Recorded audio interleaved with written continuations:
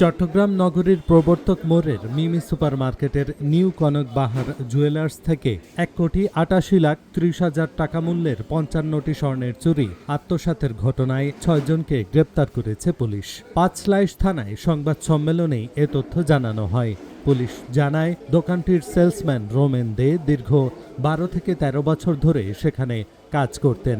গত ১৪ই আগস্ট দোকানের স্বর্ণের মজুত হিসেব করতে গিয়ে ৫৩টি চুরি কম পাওয়া যায়। পরে ৭টি বাক্সে স্বর্ণের চুরির পরিবর্তে ইমিটেশনের চুরি পাওয়া যায়। বিষয়টি জানাজানি হলে রোমেন ওয়াশরুমে যাওয়ার কথা বলে পালিয়ে যান। পরে তাকে সীতাকুণ্ডের ফৌজদারহাট থেকে গ্রেপ্তার করা হয়। জিজ্ঞাসাবাদে তিনি জানান, আত্মসাৎ করা স্বর্ণ বিভিন্ন দোকানে বন্ধক রাখা হয়েছে। তার দেওয়া তথ্যের ভিত্তিতে ৪৬টি চুরি ও পরে আরও কয়েকটি চুরি উদ্ধার করা হয়। ঘটনায় রোমেন সহ ৬ জনকে গ্রেপ্তার করেছে পুলিশ। ওনার কাছে বিকাশ এবং নগদের মাধ্যমে প্রায় ৩১ লক্ষ টাকা ইনকাম করেছেন। এই চোরাই বন্ধক রেখে যে টাকাটা পেয়েছেন থেকে আরেকজন ননি দেওয়ার কাছে ওনার কাছে প্রায় ২৩ লক্ষ টাকা লেনদেন করেছে ওনার মাধ্যমে। আর স্বপ্নদে ওনার মায়ের যে বিকাশ এবং নগদ নাম্বার আছে ওখানে ওনার ৩৩ লক্ষ লেনদেন করেছে। আরেকজন ইমুনদে ওই ইমুনদাই হলো যে ওনাদের টাকাগুলো সব নিয়ে সংগ্রহ করেছে। এই ৬ জন হলো যে আমাদের আসামি।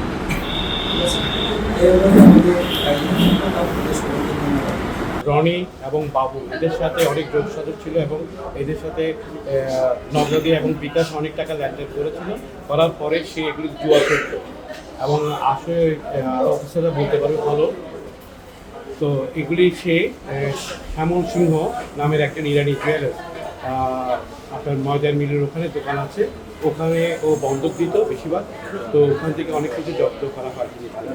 এইটাই হলো মেইন। পরবর্তী যখন আমরা প্রতি সপ্তাহে যখন স্টক নিই, সেই স্টকের মধ্যে আমাদের ম্যানেজার যখন ধরতে পারে যেখানে 4টা চুরি ইমিটেশন, এরপর থেকে আস্তে আস্তে বেরিয়ে আসে কিন্তু বিভিন্ন ইমিটেশন চুরিগুলি বেরিয়ে আসে। এটা মূল সোনার জিনিসটা সরিয়ে সে ইমিটেশন জিনিস ঢুকিয়ে রাখে।